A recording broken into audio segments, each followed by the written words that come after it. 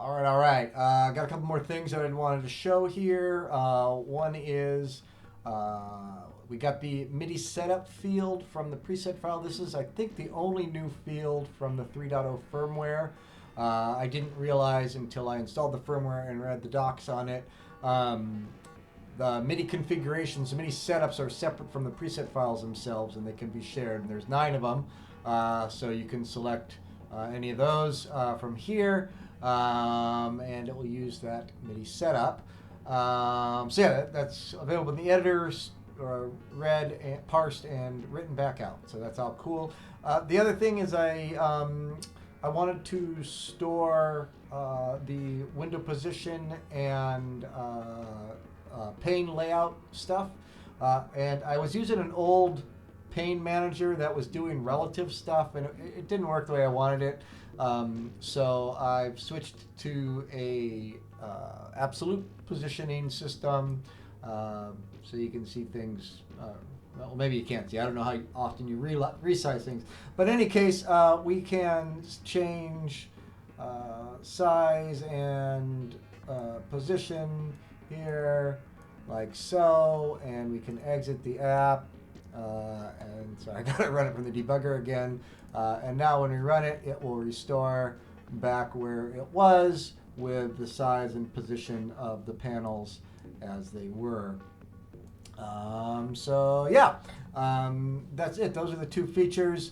Outside of that, I've continued to work on the playback stuff some. Got that cleaned up a little bit more and have gotten a bunch of input from people on how this might work for settings.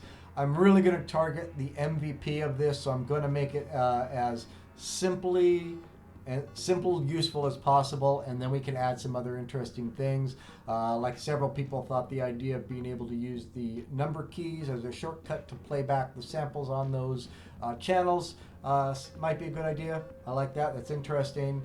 But yeah, so I think I'm going to make a way so that you can play the sample from start to finish using the sample start and end, and the loop start to finish using the loop start and end. Maybe you can loop either and both of those things. So maybe there'll be 2 controls and a loop checkbox or something.